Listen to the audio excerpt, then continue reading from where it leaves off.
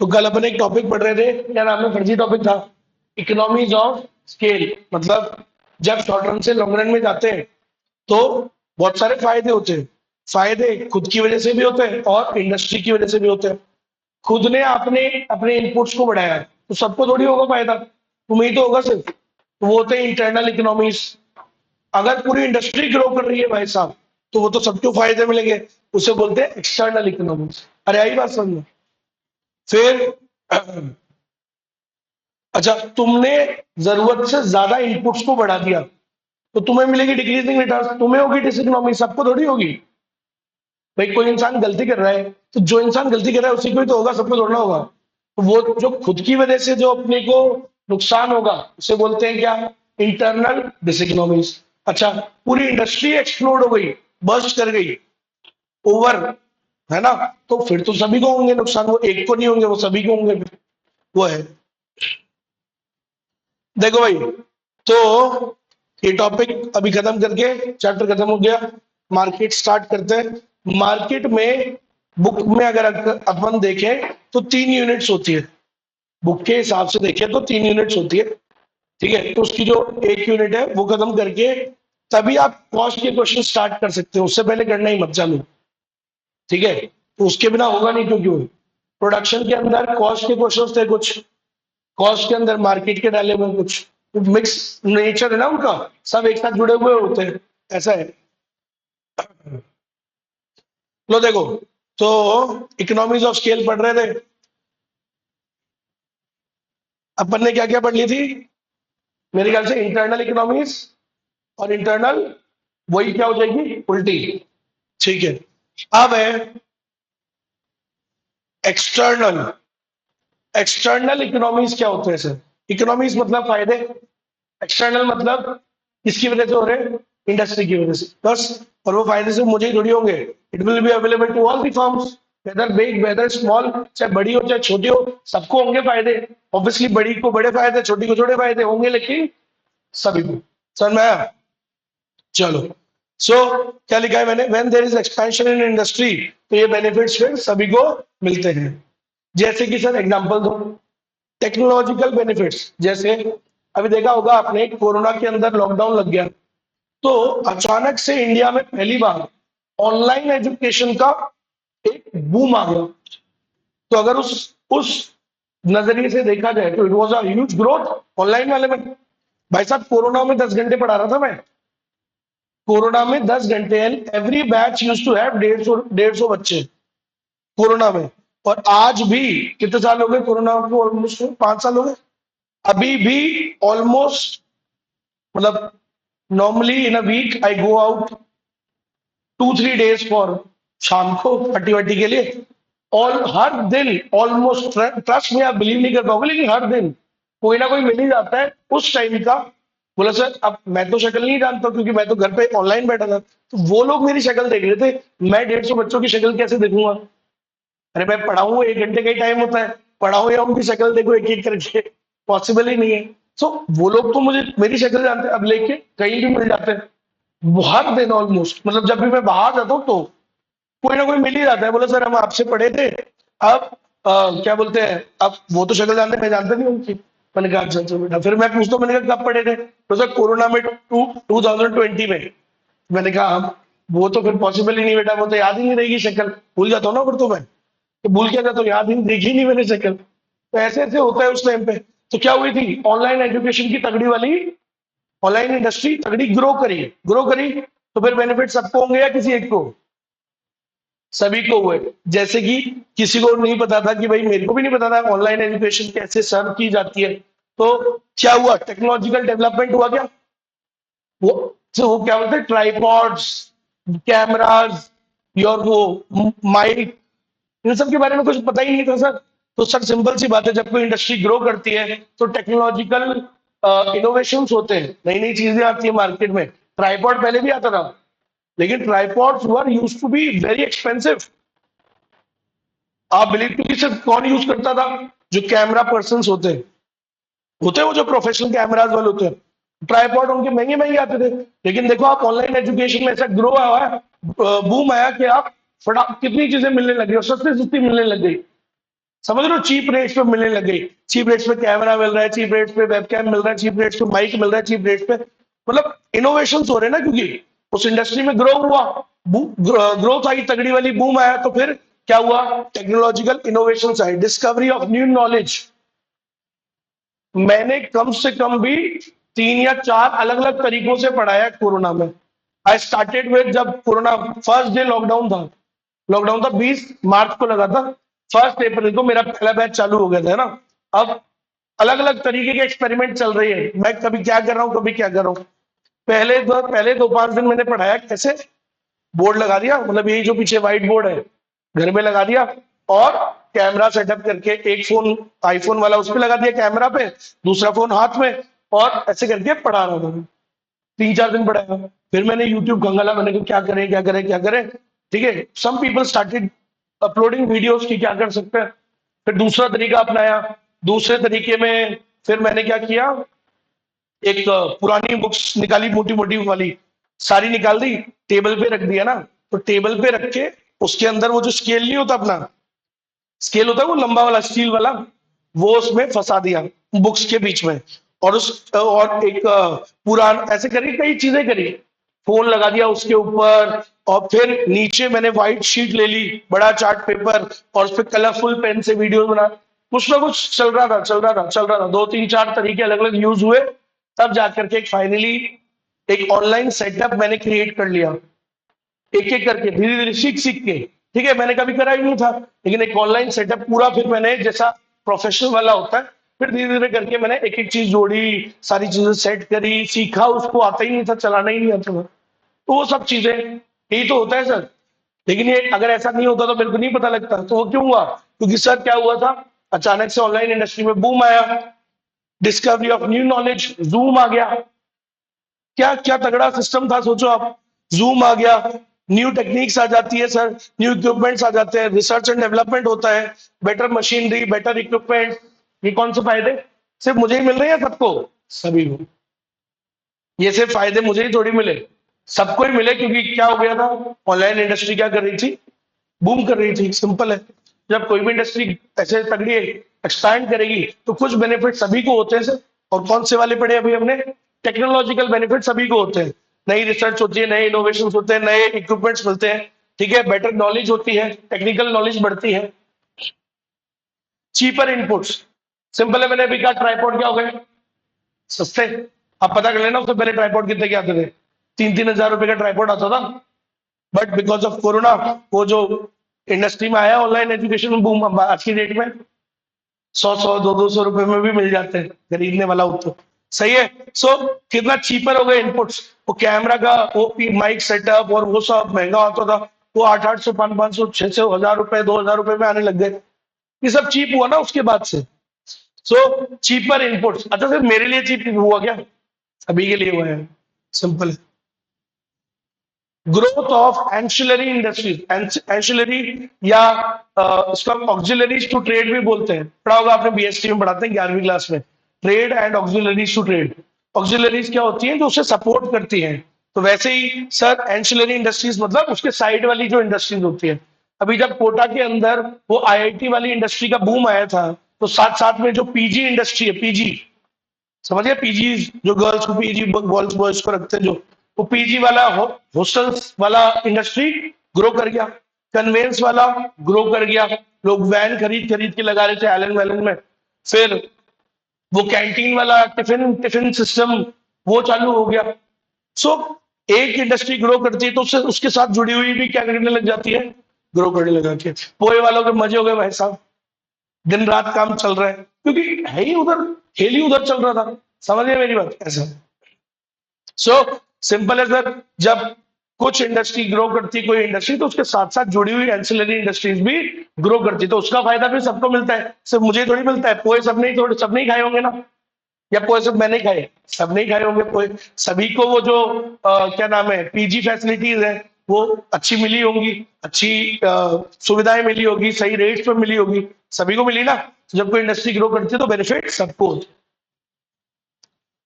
Economies of information, क्या मतलब, sir मैंने क्या कहा अभी आपको, मैंने कैसे सीखा, वीडियोस देख देख करके, तो सिंपल है सर, कोई भी इंडस्ट्री जब ग्रो करती है तो उसके जो एक्सपर्ट्स होते हैं, जो उसके जो बिग फर्म्स होती हैं जो बड़ी वाली, they also share information with people. वो इंटरव्यूज वगैरह में बताते हैं कि हमने ऐसे किया वैसे किया, और उस इंफॉर्मेशन का फायदा जो बाकी फर्म्स है वो क्या कर सकती है, उनको भी मिलता है, सीखने को मिलता है। समझ रहे हो मेरी बात? ऐसा सो ये चीजें होती है सर, कि भाई बड़ी जो बिग फर्म्स होती हैं, they give interviews in magazines, journals, and they share their work कि यार हमने ये किया, हम इस चीज पर रिसर्च कर रहे हैं, आने वाले प्रोजेक्ट्स ऐसे हैं। तो उनसे सीखने को काफी मिलता है, और सिर्फ मुझे थोड़ी मिलता है, जो जो वो मैगजीन पढ़ेगा उसे वो जानकारी मिलेगी। सही है, चलो। तो ये बेनिफिट्स किसको मिलते हैं? सभी को, याद रखना। Next, development of skilled labour. Skilled labour develop हो जाती है कैसे? सोचो, जब कोई इंडस्ट्री ग्रो कर रही है, जैसे मान लो सीए इंडस्ट्री बोल रहा हूँ, जब सीए इंडस्ट्री ग्रो करी तो सारे कोचिंग इंस्टीट्यूट्स के पास बच्चे थे, खूब बच्चे थे, बहुत सारे इंस्टीट्यूट थे उस टाइम जयपुर में, अगर मैं बोलूँ तो, ठीक है, और सबके पास खूब खूब बच्चे, और हर इंस्टीट्यूट चल रहा है।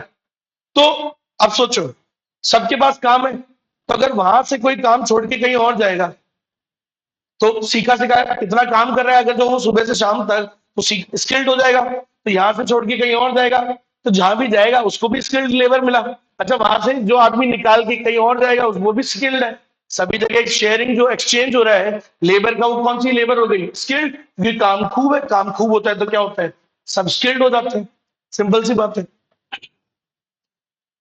Next, better transportation, better marketing facilities. तो सर सिंपल सी बात है, कोई भी इंडस्ट्री ग्रो करती है तो ट्रांसपोर्टेशन फैसिलिटीज भी चीपर हो जाती है। सिर्फ मेरे लिए थोड़ी होगी, सभी के लिए हो जाएगी। समझ गए? मार्केटिंग फैसिलिटीज, एडवर्टीजमेंट कॉस्ट, और ये सारी cost, printing cost, stationery cost, सारी क्या हो जाती है? सस्ती हो जाती है। अभी आप देखोगे जयपुर में भी कई एरियाज हैं जो एजुकेशन वाले हैं, वो गोपालपुरा बाईपास, और वो सुना है आपने? अरे जहाँ साइंस वगैरह के सारे इंस्टीट्यूट हैं ये जो, और वो यूपीएससी वाले, और वो जो क्या बोलते हैं, रीट वीट वाले जो भी होते हैं वो, है ना? तो वहां पे आपने देखा है, वहां पे फोटो स्टेट कितने रुपए में होती है? वहां पे सस्ती होगी, क्योंकि वहां पे क्या है, पूरा वो हब है ना, एजुकेशन हब है, तो 1 रुपए में 3 फोटो स्टेट हो रही है। आप समझो, तो फोटो स्टेट वाली कॉस्ट क्या हो गई? कम। अच्छा, वहां पे जो ट्रांसपोर्ट है वो भी क्या है? चीपर है, क्योंकि स्टूडेंट्स ही स्टूडेंट्स है। समझ रहे हो? ऐसी जो खाने पीने की जो चीजें हैं, जो उस रोड पे मैंने देखा है, वो भी चीप है और अच्छी क्वालिटी भी है। खाया तो नहीं, लेकिन सुना देखा तो है ऑब्वियसली। समझ गए? तो समझ गए ना, ये जब क्या हो रहा है, साथ साथ में जब कोई इंडस्ट्री ग्रो करेगी तो उसके साथ साथ में ट्रांसपोर्टेशन फैसिलिटीज, मार्केटिंग फैसिलिटीज, ये सब चीप हो जाती है। समझ गए? जैसे पहले मान लो अभी थोड़ा माहौल डाउन चल रहा है, तो अभी मैं ऐड दूंगा अगर, तो वो तो हाई रेट लगाएगा। लेकिन जब ग्रोथ चल रही थी, तो मैं अकेला थोड़ी दे रहा हूँ, 60-60 ऐड आ रहे हैं दैनिक भास्कर के पास, तो खूब उसके पास काम है, तो तब वो सही रेट दे भी देता है। लेकिन जब आदमी का काम ही नहीं चल रहा हो, तब वो सही रेट नहीं देता, तो हाई लगाएगा ना, उसका घर बार भी तो चलाना है। समझ गए? तो जब इंडस्ट्री बूम पे होती है तो हर आदमी एड वेड डाल रहा है, तो उसका भी मस्त चल रहा है, तो वो भी सही रेट डाल देता है। लेकिन तो ये चीज होती है, जब इंडस्ट्री बूम ग्रो करती है, एक्सपैंड करती है, तो वो बेनिफिट्स भी फिर सभी को मिलते हैं। क्लियर? तो ये सब फायदे किसकी वजह से हो रहे थे? आपके खुद के एफर्ट की वजह से नहीं, because of the expansion of the whole industry. पूरी इंडस्ट्री ग्रो कर रही थी तो सभी को फायदे हो रहे थे, आप ही को नहीं हो रहे थे, सभी को हो रहे थे। अच्छा, लेकिन अगर वही इंडस्ट्री थोड़ी जरूरत से ज्यादा क्या कर जाए, अगर जरूरत से ज्यादा ग्रोथ कर जाए, मैंने कहा था बलून है, जरूरत से ज्यादा हवा भर दोगे तो क्या हो जाएगा? फट जाएगा। तो वही चीज है, अगर इंडस्ट्री में हद से ज्यादा ग्रोथ हो जाए, एक्सेसिव ग्रोथ हो जाए, तो वो क्या कर सकता है? एक्सप्लोड भी हो सकता है, और फिर नुकसान होंगे, तो फिर वो भी किसको होंगे? सभी को होंगे। सो जो नुकसान है फिर सभी को होंगे, सिंपल बात है। सो नुकसान काफी कम है, मतलब कम एज इन, क्योंकि सब उल्टा करना है बस। जब इंडस्ट्री हद से ज्यादा ग्रो करेगी तो सारी कॉस्ट उल्टी हो जाएगी, देखो आप, सारी रिवर्स कर दो। ठीक है? अगर हद से ज्यादा ग्रो कर रही है, इसका मतलब प्रेशर पड़ेगा किसके ऊपर? टेक्नोलॉजी के ऊपर। टेक्नोलॉजी प्रेशर आएगा, और फिर वो दिक्कत, नुकसान होगा, सभी को कॉस्ट हाई आएगी। ठीक है? जरूरत से ज्यादा बना रहे हैं ना, क्योंकि बनाना चाहिए, 1 लाख बना रहे हैं सब, 1.5 2 लाख, तो फिर एक्सेसिव प्रेशर पड़ेगा, बनाने से थोड़ी बिक जाता है। फिर ज्यादा बना रहे हो तो प्रेशर नहीं पड़ेगा आपकी कैपिटल के ऊपर, फिर नुकसान होगा, कॉस्ट बढ़ेगी। अभी चीपर इनपुट से ना, जब इंडस्ट्री एक्सपैंड करी थी, लेकिन अगर हद से ज्यादा कर गई तो, हद से ज्यादा करेगी तो फिर प्रेशर पड़ता है, फिर कुछ इनपुट्स की कॉस्ट बढ़ने लग जाती है। मैंने अभी आपको बोला कि आप बना तो लोगे लेकिन बेचोगे कैसे, तो आपके लिए कुछ इनपुट्स क्या हो जाएंगे, फिर महंगे होने लग जाते हैं, क्योंकि जरूरत से ज्यादा। क्यों होते हैं महंगे ये भी बताता हूँ। इनपुट्स कैसे महंगे होंगे? अब तुम कर रहे हो ग्रोथ, इंडस्ट्री कर रही है ग्रोथ जरूरत से ज्यादा, लेकिन इनपुट्स की सप्लाई क्या होती है? लिमिटेड। तुम डिमांड तो कर रहे हो बहुत ज्यादा, जरूरत से ज्यादा डिमांड हो रही है, लेकिन सप्लाई तो उतनी है ना। अब बताओ, डिमांड हो रही है ज्यादा, सप्लाई उतनी है, तो क्या होगा? वो सामान फिर महंगा हो जाएगा। क्या हो जाएगा? समझ में आ गई मेरी बात? अरे समझे या नहीं समझे? भाई जरूरत से ज्यादा, सप्लाई तो उतनी ही है ना। Demand is increasing too excessively. हद से ज्यादा डिमांड बढ़ रही है, सप्लाई तो उतनी है ना, फिर क्या होगा? महंगाई होगा ना सर फिर तो। ग्रोथ, अभी अभी यहाँ ग्रोथ हो रही थी। जब कोई भी इंडस्ट्री ग्रोथ करती है तो उसके साइड में अपने बोला कि भाई ये भी ग्रोथ करती है, लेकिन हद से ज्यादा करेगी तो नुकसान होगा। वो चीज महंगी होने लग जाएंगी फिर, क्योंकि प्रॉपर्टी के रेट्स महंगे होने लग गए थे। कहां पर? आपके, अरे क्या नाम है, कोटा में। जब जब आईआईटी का बूम आया, तो भाई साहब हर आदमी खरीद खरीद के पीजी बना बना के लगाना चाह रहा था, प्रॉपर्टी में इन्वेस्ट करना चाह रहा था। तो ज्यादा डिमांड करेगा तो वो भी क्या हो जाएगा? एक्सेसिव महंगा हो जाएगा। प्रॉपर्टी के दाम एक्सेसिवली महंगे हो गए उधर। समझिए? नेक्स्ट, ये तो सही। तो वो यही बोल रहा है, when an industry expands excessively, all the above cost increases. सारी जितनी भी ऊपर पड़ी वो फिर क्या होने लग जाती है? गिरने की बजाय बढ़ने लग जाती है। ठीक है? क्योंकि स्केर्सिटी ऑफ इनपुट्स होती है, इनपुट्स की कमी पड़ने लग जाती है। सप्लाई तो उतनी है, डिमांड तुम ज्यादा ही कर रहे हो, कुछ हद से भी ज्यादा ही। समझ गए? सो इनपुट्स का प्राइस हाई हो जाता है, ट्रांसपोर्टेशन कॉस्ट फिर हाई लगेगी, मार्केटिंग कॉस्ट हाई लगेगी, क्योंकि तुम तो बना के बैठ गए। अब बना बना के बैठ गए, बनाने से थोड़ी बिक जाएगा। अब लगाओ मार्केटिंग कॉस्ट। जरूरत से ज्यादा बनाओगे तो बेचने में एफर्ट डालना पड़ेगा, ज्यादा डालना पड़ेगा। समझ रहे हो मेरी बात? तो मान लो एक हलवाई है, वो रोज 50 समोसे बनाते हैं, तो 50 बनाता है, ठीक है, बिक जाते हैं। अब जरूरत से ज्यादा बना के बैठ गया, 200 नॉर्मल एवरेज, अब बेचेगा कैसे? होगी ना, लगता लग गई।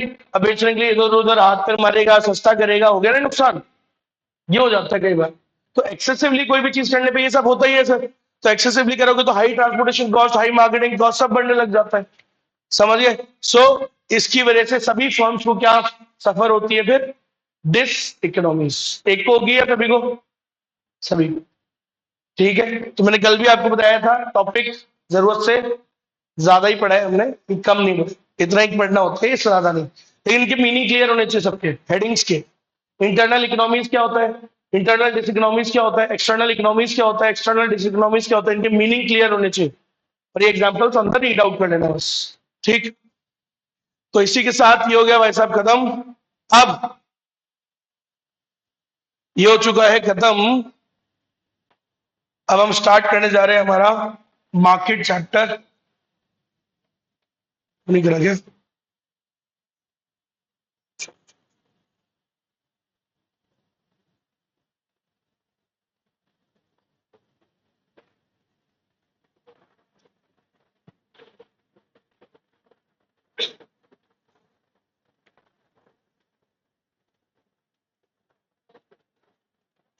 देखो भाई, तो एक टॉपिक पढ़ाने जा रहा हूं। अभी तक हमने पढ़ लिया प्रोडक्शन क्या होता है, कॉस्ट क्या होता है।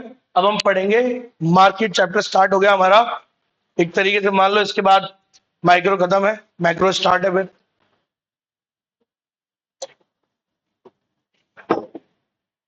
देखो, तो मार्केट में सबसे पहला टर्म क्या पढ़ना है? रेवेन्यू। मार्केट किससे मिलके बनता है? बायर और सेलर से मिलके बनता है। दुकानदार होते हैं, कस्टमर जाते हैं, क्या करते हैं वहां पे जाके? एक्सचेंज करते हैं, goods and services, purchase sale, ये सब चलता रहता है। किसके बदले? पहले के टाइम पे तो पैसा था नहीं, तो बाटर होता है थोड़ा। अब मनी के बदले। ठीक है भाई, कुछ ना कुछ वैल्यू जाती थी, पहले भी जाती थी, अभी भी जाती है। So what is the market? Market is the place where buyer and seller come in contact with each other and exchange goods and services in return of some value. समझ में आया? चलो, अब एक वर्ड है रेवेन्यू। रेवेन्यू क्या होता है? लोगों में मिसकंसेप्शन है कि रेवेन्यू और प्रॉफिट एक ही होते हैं, जबकि गलत है। अब जो अकाउंट्स में जो सेल्स लिखते हो ना, बाय सेल्स, वो कोई प्रॉफिट थोड़ी होता है, वो प्रॉफिट होता है क्या? नहीं ना, उसमें से लास्ट में बढ़ता है ना ग्रॉस प्रॉफिट। तो वो जो बाय सेल्स वाला अमाउंट होता है वो रेवेन्यू होता है। याद है? आजकल तो उसको सेल्स बोलते भी नहीं है, क्या बोलते हैं? Revenue from operation. याद आया? सो रेवेन्यू इज बेसिकली व्हाट, आपने आपका जो भी काम है, जैसे मान लो मेरा पढ़ाने का काम है, तो जितने बच्चों को मैंने पढ़ाया उससे जो मेरे पास पैसा आया उसे क्या बोलते हैं? रेवेन्यू। या मान लो मेरा काम है ये पेन बेचने का, तो साल में जो भी पेन को बेच करके, आउटपुट को बेच के, जो भी मान लो जितनी भी बनाई मैंने, सारा बेच के जो भी मुझे पैसा मिला, रिसीव हुआ पैसा जो आया, अरे समझ गए? मान लो 10 रुपए का पेन है, मैंने 2 लाख पेन बेचे, तो कितना रुपया पैसा आया होगा? 20 लाख रुपया आया होगा। तो वो 20 लाख क्या कहलाता है? रेवेन्यू। अब इसमें से मेरे क्या जाएंगे? खर्चे। फिर क्या आएगा? प्रॉफिट। आई बात समझ में? So what is revenue? Revenue means the amount received by a firm due to sale of its output. जो भी आपने आउटपुट बेच के जो भी पैसा अमाउंट रिसीव किया, जो भी आया, उसको क्या बोलते हैं? रेवेन्यू। ठीक। So what is revenue? देखो भाई सब लोग, क्या होता है revenue? The amount received by a firm due to sale of its output. कितना आउटपुट बेचा मैंने? कितनी क्वांटिटी बेची? 2 लाख यूनिट्स बेच के कितना अमाउंट रिसीव किया मैंने? 20 लाख। तो ये 20 लाख क्या होता है? रेवेन्यू होता है। कैसे निकाला ये 20 लाख? बड़ा सिंपल है। कैसे निकालते हैं 20 lakh? Revenue is equals to price into quantity sold. Price क्या थी एक पेन की? 10 रुपए। बेची कितनी? 2 लाख पेन बेचे, तो कितना कमाया? भी कितना मिला? नॉट सेइंग कितना कमाया, कितना रिसीव हुआ? 20 लाख। समझ में आया? सो ये होता है आपका रेवेन्यू। क्लियर है सबको? अब अब मान लो मैंने तुमने मेरे से पूछा, बोलो सर रेवेन्यू कितना हुआ आपका? मैंने कहा 20 लाख। बोले 20 लाख नहीं, अरे टोटल नहीं पूछ रहे सर, एक पेन से कितना कमाया? एक पेन से कितना कमाया उसे क्या बोलते हैं? Average revenue. समझ में आया? बोलो 20 लाख तो आपने टोटल कमाया ना, हमको बताओ एक पेन से कितना कमा लेते हो? एक एक यूनिट को बेच के, तो उसको क्या बोलते हैं? Average revenue. तो रेवेन्यू के भी क्या होते हैं? अलग अलग प्रकार होते हैं सर, अलग अलग टाइप्स होते हैं। तो कोई टोटल में पूछ रहा है, कोई पर यूनिट पूछ रहा है, और मैंने कहा था वो शार्क टैंक वाले वो पर यूनिट ही पूछते हैं ज्यादातर। लोग उनको इंप्रेस करने की कोशिश करते हैं टोटल बता के, वो बाप है उनके, बोला हमको टोटल मत सिखा, ठीक है, खूब पैसे देखे हमने। उनको लगता है कि इसको बड़ा अमाउंट बोलेंगे ना कुछ, करोड़ों करोड़ों में, तो यूं हो जाएंगे। वो उससे नहीं होते, वो इसलिए पूछते हैं कि एक यूनिट से बता कि एक यूनिट को कितने में बनाता है, एक यूनिट कितने में बिकती है, कितना प्रॉफिट होता है एक यूनिट। यूनिट इकोनॉमिक्स बोलते हैं उसको। समझ में आया? चलो, सो रेवेन्यू के भी अलग अलग टाइप्स होते हैं। कितने types? 3। Total revenue, average revenue, marginal revenue. अपना पुराना चला आ रहा है वो तो। टोटल रेवेन्यू कितना है बताओ? मेरे केस में कितना टोटल कितना मिला मुझे? 20 लाख। 20 लाख है मेरा टोटल रेवेन्यू। अच्छा, एक यूनिट से कितना है बताओ? टोटल कितना मिला? 20 लाख। टोटल कितना पैसा आया? 20 लाख। लेकिन यूनिट कितनी बेची थी? 2 लाख। डिवाइड कर दो, कितना आया एक यूनिट से? 10 रुपए। सही है? अरे टोटल कमाई बाय टोटल आउटपुट। टोटल कमाई मतलब total revenue divided by output. सही है? अच्छा, क्लियर है सबको? पक्का? अच्छा, मार्जिनल रेवेन्यू क्या होता है? अब मान लो 10 11 पेन बेचे, 11 पेन बेच के मान लो मेरे को मिले 100 रुपए, ऐसा मान लेते हैं, ठीक है। अब मैंने आज एक एक्स्ट्रा पेन बेचा, तो आज मेरे को मिले कितने? 1020। तो बताओ कितना एडिशनल रेवेन्यू मिला? कल 100 रुपए कमाए मिले थे, आज मिले 120। कितना एडिशनल रेवेन्यू मिला? 20 रुपीज। क्यों मिला? अरे सर, आज एक एडिशनल यूनिट बेची ना आपने, रोज 11 बेचते हो, आज एक एक्स्ट्रा बेची, तो जो एक एक्स्ट्रा यूनिट बेची लास्ट वाली, उसकी वजह से मेरे को कितना एडिशनल रेवेन्यू हुआ? 20। इसे क्या बोलते हैं? Marginal revenue. What is marginal revenue? It is the additional revenue received due to sale of one additional unit of output. आगे बात सुन, सिंपल है। चलो, तो कितने टाइप का होता है रेवेन्यू? 3 टाइप का। कौन कौन सा? Total revenue, average revenue, marginal revenue. Total मतलब आप किसी से क्या पूछ रहे हो? टोटल कितना अमाउंट मिला टोटल क्वांटिटी बेच के। टोटल आउटपुट को सेल करके कितना टोटल रेवेन्यू प्राप्त हुआ, आपको मिला, उसे क्या बोलते हैं? Total revenue. So what is total revenue? कुछ नहीं, रेवेन्यू की डेफिनेशन में दो वर्ड जोड़ दो। दिखाऊं? ये ऊपर वाली डेफिनेशन में दो वर्ड जोड़ रहा हूं बस। अमाउंट के आगे क्या लगा दिया? टोटल। आउटपुट के आगे भी क्या लगा दिया? टोटल। बनाओ definition. What is total revenue? It is the amount received by a firm, it is the total amount received by a firm due to sale of its total output. अपनी total quantity को बेच के total amount आपको कितना मिला, उसे क्या बोलते हैं? Total revenue. ठीक। एवरेज शब्द का क्या मतलब होता है भैया? पर यूनिट, एक यूनिट का। सो इसका डेफिनेशन बनाओ। It is the per unit revenue receive. एक यूनिट से कितना रेवेन्यू रिसीव हुआ? टोटल रेवेन्यू कितना रिसीव हुआ था? 20 लाख। एक यूनिट से कितना रिसीव हुआ? 10 रुपए। सिंपल। सो एक और डेफिनेशन बनाओ। रेवेन्यू के आगे लगा दो एवरेज को, तो क्या हो जाएगा? Revenue, it is the revenue received per unit. एक यूनिट का रेवेन्यू, रेवेन्यू रिसीव्ड पर, अरे ये ऐसे कर दो ना, ये रेवेन्यू इधर यहां लगा दो एवरेज। अब बनाओ डेफिनेशन। ये एवरेज का क्या मतलब होता है? Per unit. So it is the revenue received per unit. देख लो क्या लिखा है।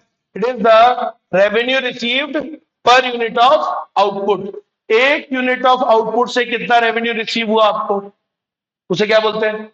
Average revenue. निकालते कैसे हैं? टोटल अमाउंट को डिवाइड कर दो टोटल क्वांटिटी से। सिंपल है सर। सो सुनना, टोटल अमाउंट कितना था? 20 लाख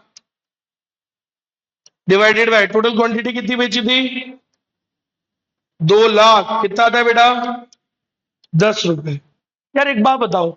हेलो हेलो हेलो, कह रही आवाज? एक बात बताओ पे गया। Hello hello hello.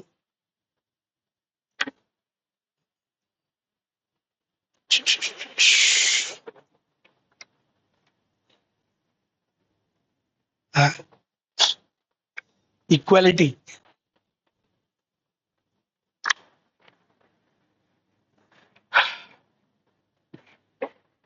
हाँ नहीं, इसको भी ये भी, इसका भी कैसे टॉपिक निकल जाएगा।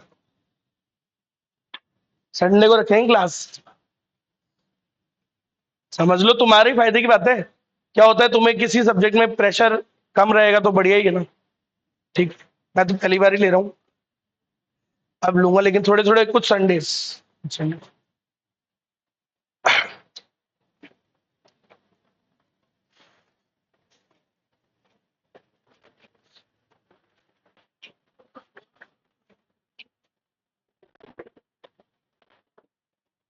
ले, थैंक यू।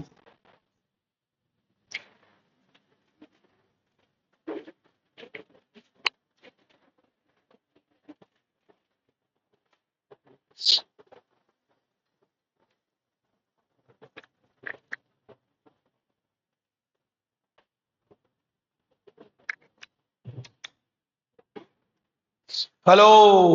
देखो, तो क्या कह रहा था मैं? एक बात बताओ, एक यूनिट से कितना रेवेन्यू मिला तुम्हें? 10 रुपए। और याद करो, एक पेन की प्राइस भी क्या थी? 10 रुपए। प्राइस कौन बोलता है उसे? कस्टमर। सेलर उसे क्या बोलते? Average revenue. बात को समझना। तुम एक आइसक्रीम खाने गए, मान लो कल रात को एक आइसक्रीम खाई तुमने, 50 रुपए की, है ना? तुम्हारा तो वो क्या है? खर्चा। As a consumer it was your expenditure ना। सही है। उसका क्या है वो? रेवेन्यू है ना। तुम्हारा खर्चा ही अगले का क्या होता है? अब तुम इकोनॉमिक्स पढ़ने आए हो, तुम्हारा तो खर्चा है, मेरा रेवेन्यू है। ठीक है। अब मान लो सारे बच्चों से मिलके, लेट से एक एग्जांपल ले लेते हैं, सारे बच्चों से मिलके मेरे पास मान लो 50 बच्चे हैं ना, तो मान लो मेरे पास 5 लाख आए, ऐसे ही नंबर वाइज ले लो। अब 5 लाख आए कितने बच्चों से? 50 बच्चों से। तो ऑन एन एवरेज एक बच्चे का कितना हुआ? 10,000। समझिए, 10,000 ही हुआ ना? 10,000 हुआ। लगाओ कैलकुलेटर, लगाओ लगाओ, बताओ कितना है। अब इसका मतलब एक बच्चे से मैं कितना कमा रहा हूं? 10,000, तुम्हारी फीस भी क्या थी, मान लो 10,000। समझिए। सो रेवेन्यू, एवरेज रेवेन्यू और प्राइस, ये एक ही बात होती है। बस प्राइस कौन बोलता है उसे, कस्टमर, और सेलर उसके लिए क्या है, वो एवरेज रेवेन्यू। समझे कि नहीं समझे मेरी बात, पक्का? तो ऐसा होता है। So average revenue and price is one and the same thing, it is two sides of a same coin. एक ही सिक्के के दो पहलू हैं। कोई उसे हेड बोलता है, कोई उसे टेल बोलता है, ऐसे कोई उसे प्राइस बोलता है, कोई उसे, एक ही बात है। ठीक है। और अब आपको एक चीज बताता हूं, तो A R and price is one and the same thing. अब ढंग से सुनना, एक क्वेश्चन है, हमेशा याद रखो, नॉर्मली ऐसा हमेशा होता ही है, जो भी चीज वाई एक्सिस पे होती है ना, कर्व का नाम भी वही होता है। कभी नोटिस किया आपने, वाई एक्सिस पे जो भी लिखते हैं वही कर्व का नाम होता है, ऐसे ही होता है। देखो याद करो, चलो आपसे पूछता हूं, ये कौन सा कर्व था,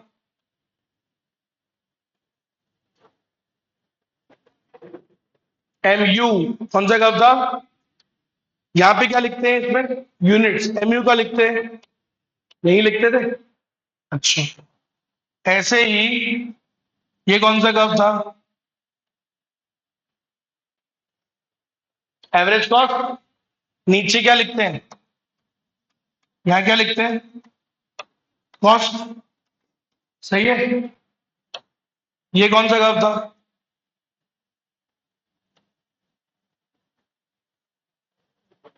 टीपी। नीचे क्या लिखते हैं, output quantity, sorry variable factor, अगर शॉर्ट रन है तो। और यहाँ क्या लिखते थे, टीपी। जो चीज वाई पे लिखते हैं उसी का नाम होता है, वो कर्व उसी के नाम से जाना चाहता है। अब सुनना,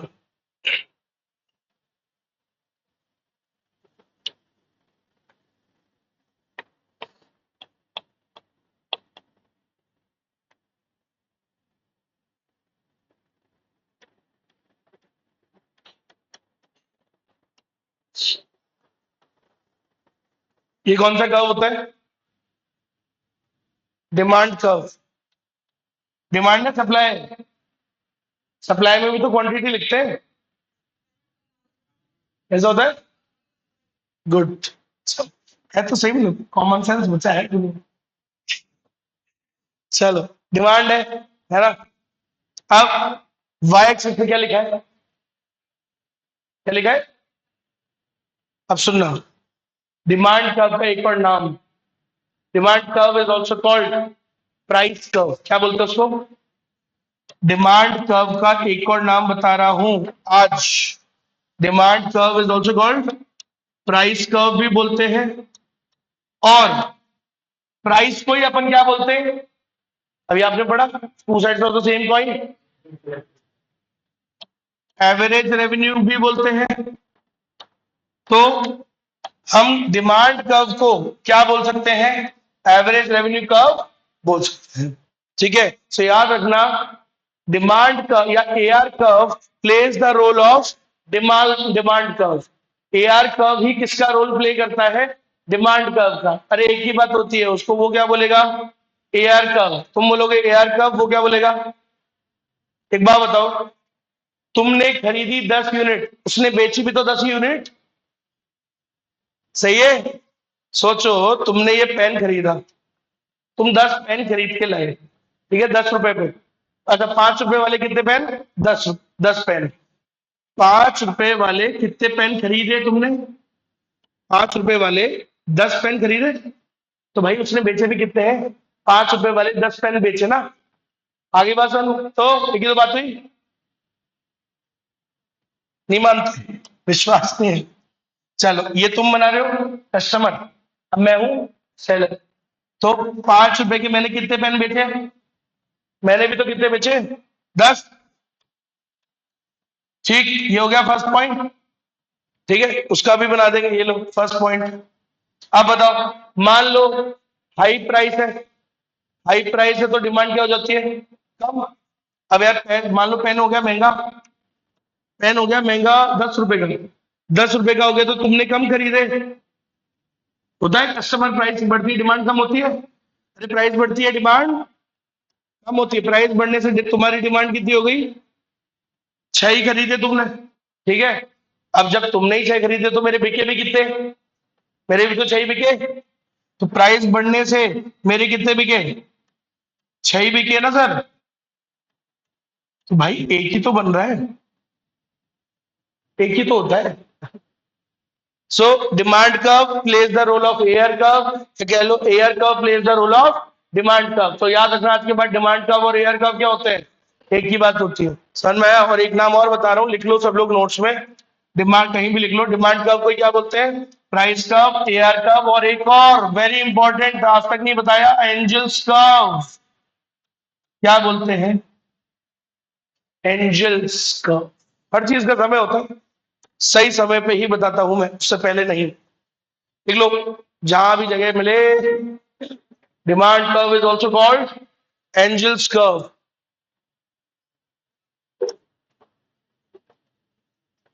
कल क्या सैटरडे?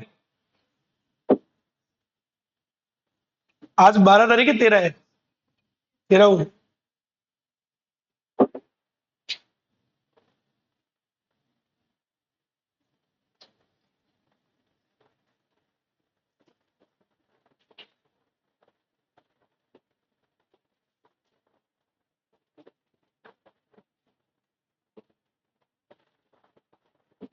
याद ही नहीं आ रहा। मेरी सगाई 8 जून को हुई थी या 14 जून को? अब देखो 8 को हुई होगी तो गई, 14 को हुई है तो बाकी है कि? लेकिन क्या फर्क पड़ता है? लड़कों की कौन सी मानी जाती है? वो तो उन्हीं की मानी जाती है। एनिवर्सरी दोनों की होती है, गिफ्ट किसको मिलता है?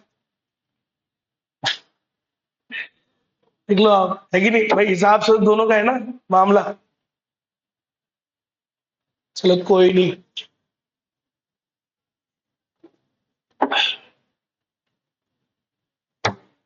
ओ भाई, सर में आ गया। क्या करें यार, रात में छुट्टी करने वाला था बस, लेकिन क्या थोड़ा लेट हो गया था तुम्हें बोलने में। तो मैंने कहा यार 7 बजे तो क्या ही बोलूं। कई बच्चे दूर से आते हैं ना। लास्ट कितना लास्ट पहले निकलते हो मॉर्निंग में भी? 6:30 कोई निकलता है क्या? 7, 7 से पहले कोई निकलता है घर से? कितने बजे? 6:50 निकल गए होंगे ना, इसलिए मैं आया फिर। नहीं तो मैं आ,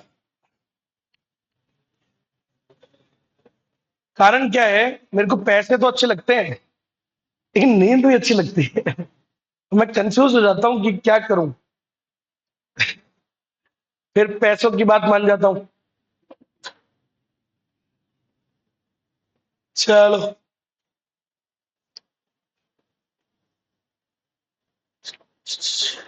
अच्छा, मार्जिनल रेवेन्यू, मार्जिनल रेवेन्यू क्या होता है?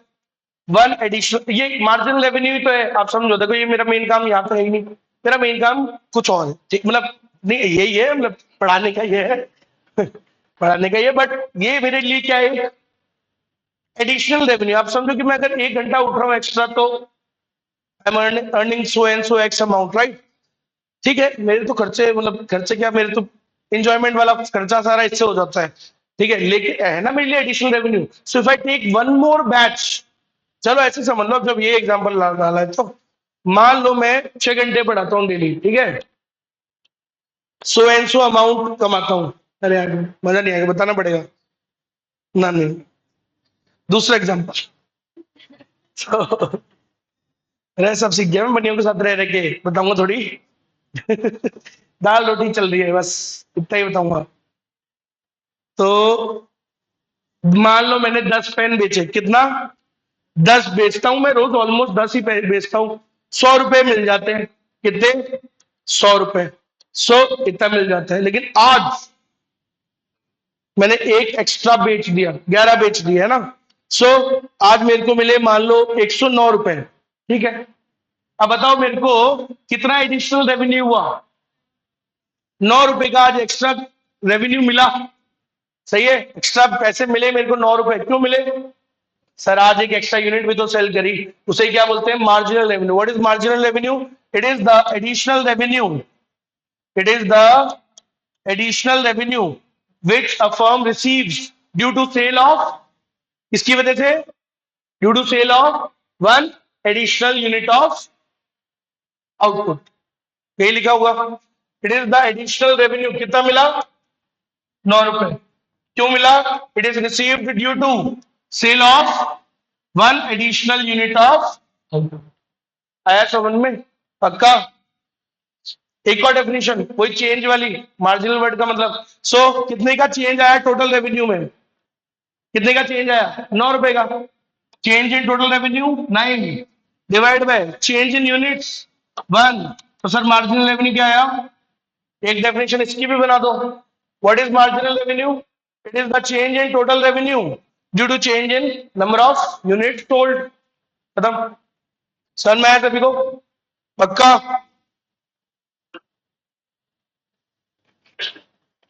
अब एक टेबल है।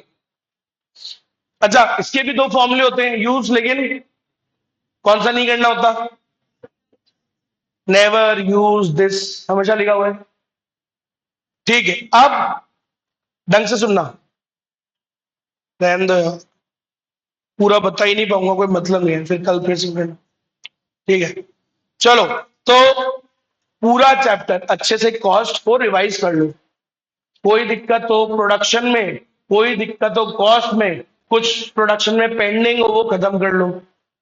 कुछ भी पेंडिंग नहीं होना चाहिए। आप बात को समझो। अभी मेरे मैक्रो स्टार्ट करने से पहले आपको पूरी माइक्रो आनी चाहिए, क्योंकि वो टफ नहीं है। मैं पढ़ाऊंगा आपको, कुछ भी टफ नहीं होने वाला है, लेकिन क्या है, वो हार्डवर्क मांगेगा ज्यादा। वो बड़ा है, बड़ा बहुत है वो, है ना, बहुत ज्यादा बड़ा है वो। ठीक है, तो वो हार्डवर्क ज्यादा मांगेगा बस। तो यार अब जब उसका टाइम आएगा तो वो करोगे या यही करते रहोगे तब भी? सो भाई जब वो आएगा तो फिर वो ही करना है। फिर आप ये उसके लिए पेंडिंग मत रखो। तो आपको मैं अभी बता देता हूं, मैं फिर बोल रहा हूं, देखो आने वाले 10 दिन में, ठीक है, 10 नहीं तो आप 8-9 मान लो, इसके अंदर आप जितना भी आपका माइक्रो बचा है उसको खत्म करो। कोई चैप्टर नहीं आता, कोई चीज पेंडिंग है, किसी के क्वेश्चंस पेंडिंग है, खत्म करो। मेरी बुक के सारे क्वेश्चंस हो जाने चाहिए, आने चाहिए, मतलब समझ में आई मेरी बात? तो खत्म करो, कुछ भी पेंडिंग मत रखना मैक्रो स्टार्ट करने से पहले, क्योंकि मैं उसमें डालूंगा फिर प्रेशर, उसमें दूंगा यार काम। फिर मैं, मेरे को पता है ना, उसमें उसमें डालूंगा, फिर मैं काम भी दूंगा आपको, लिखने का काम भी दूंगा। फिर आप पुराने वाले में अटके रहोगे तो नया कैसे पढ़ोगे? सिंपल सी बात है। तो इसलिए 10 दिन है, कुछ भी बचा हो पहले का सब खत्म करो अच्छे से। वो आना चाहिए, उसको पढ़ो, देखो कौन सा चीज आता है, कौन सा नहीं आता है, क्या पेंडिंग पड़ा है, किसके क्वेश्चंस पेंडिंग पड़े हैं, खत्म करो उसको। आ रही है बात समझ में? चलो।